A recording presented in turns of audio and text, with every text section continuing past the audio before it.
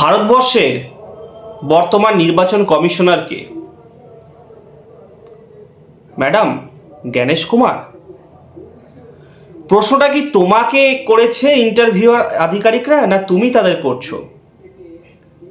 আজকে আমার বিষয়বস্তু, আলোচনার বিষয়বস্তুর টপিক এটাই যে যদি কোনো প্রশ্নের উত্তর আমরা না জানি তাহলে ইন্টারভিউ রুমে আমরা কি করব, বা যদি কোনো প্রশ্নের উত্তর যদি কনফিউশন থাকে কোনো প্রশ্নের উত্তর নিয়ে, তাহলে আমাদের সেখানে কি করা উচিত, কি বলা উচিত। জয় হিন্দ dear aspirants, welcome to the root of success. দেখো, ইন্টারভিউতে যখন তোমাকে প্রশ্ন করা হবে, তুমি বিভিন্ন প্রশ্নের উত্তর তুমি নাই জানতে পারো, বা এরকমও হতে পারে যে তুমি প্রশ্নের উত্তরটা জানো কিন্তু ঠিক সেই মুহূর্তে সেই সময়ে উত্তরটা তোমার মাথায় আসছে না। অনেকে কি করে, এরকম চোখটা বন্ধ করে এরকম করে বিড়বিড় করে ভাবতে শুরু করে।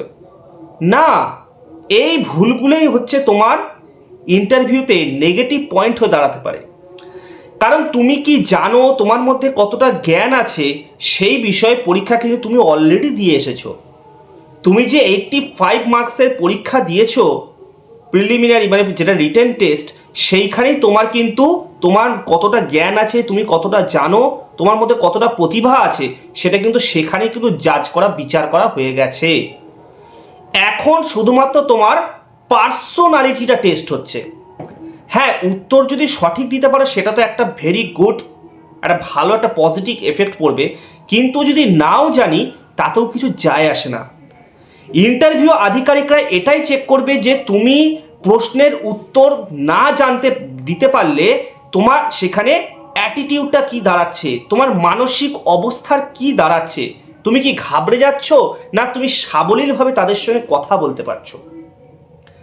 কারণ এরকম অনেক ক্যান্ডিডেট আছে যাদের মনে করো 5টা প্রশ্ন করা হয়েছে, তারা একটা প্রশ্নের সঠিকতা দিতে পেরেছে মাত্র, খুব বেশি হলে 2টো, তারা ইন্টারভিউতে ভালো নাম্বার পেয়েছে, 15-র মধ্যে 10, 11, 12 পেয়ে যাচ্ছে। আবার এরকম ক্যান্ডিডেট আছে তারা ঘাবড়ে গিয়ে চোখ মুখ কপালে তুলে এরকম করে ঘাড় নাড়িয়ে হাত পা নেড়ে এমনভাবে উত্তর দিল, সবকটা প্রশ্নের সঠিক উত্তর দেওয়ার পরেও তারা নাম্বার পেল মাত্র কত, দেখা গেল 3, 4, 6, 7 এরকম নাম্বার পাচ্ছে। তাই আমি এটাই বলছি যে ইন্টারভিউতে তোমাকে কিন্তু সাবলীলভাবে থাকতে হবে। তোমাকে কি বলবে, তুমি ধরো কোনো প্রশ্নের উত্তর জানো না বা কনফিউশনে আছো, তুমি এরকম সোজা হয়ে বসবে, হাত স্ট্রেট রাখবে। ইন্টারভিউ দেওয়ার সময় কিন্তু হাত পা নেড়ে কোনো অ্যান্সার দেবে না, নিজে স্ট্রেট হয়ে বসবে, তবে কার্টুনের মতো এরকম করে না, জাস্ট রিল্যাক্স এরকম মুডে বসবে, মেরুদণ্ড সোজা করে। যে প্রশ্ন করবে তার চোখে চোখ রেখে বলবে, চোখে চোখ রেখে আই কন্ট্যাকশনটা, তুমি তার কোনো প্রশ্নের উত্তর করলে, জিজ্ঞাসা করলে তুমি সেটা ঘাবড়ে গিয়ে চোখটাকে ঘুরিয়ে নিচ্ছ, বন্ধ করে নিচ্ছ, মাথাটাকে নিচু করে নিচ্ছ, এইগুলো যেন না হয়। মাথায় রাখবে এই বিষয়টাই। চোখে চোখ রেখে বলবে, স্যার এই বিষয়টি আমার এই মুহূর্তে জানা নেই, আমি বিষয়টি জেনে নেওয়ার চেষ্টা করব। গলা ছেড়ে সাবলীলভাবে মার্জিত ভাষায় তোমাকে কথা বলতে হবে সেইখানে ইন্টারভিউ আধিকারিকদের। কারণ সেখানে যারা ইন্টারভিউ নিচ্ছে তারা যথেষ্ট জ্ঞানী গুণী মানুষজন, বড় বড় হাই র্যাঙ্কের অফিসাররা সেখানে ইন্টারভিউ রুমে থাকবে। তাহলে আশা করি আজকে আমার যে কথাটি আমি তোমাদের বোঝাতে পারলাম।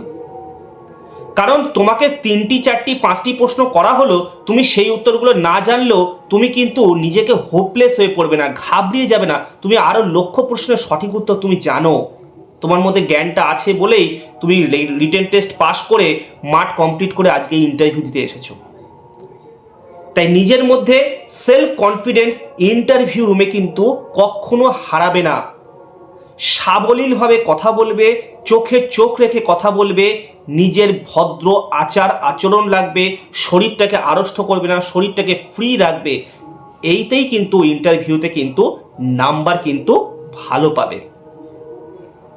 তাহলে আশা করি আমি যা বললাম, আমার ভাই বোনেরা যারা ইন্টারভিউ দিতে চলেছ আগামী 29শে জানুয়ারি থেকে, তারা এই কথাগুলো মাথায় রাখবে। সকলকে জানাই অল দ্য বেস্ট, অনেক অনেক শুভেচ্ছা। নিজের খেয়াল রাখবে, পরিবারের সকলে খেয়াল রাখবে এবং অবশ্যই মোটিভেট থাকবে। জয় হিন্দ।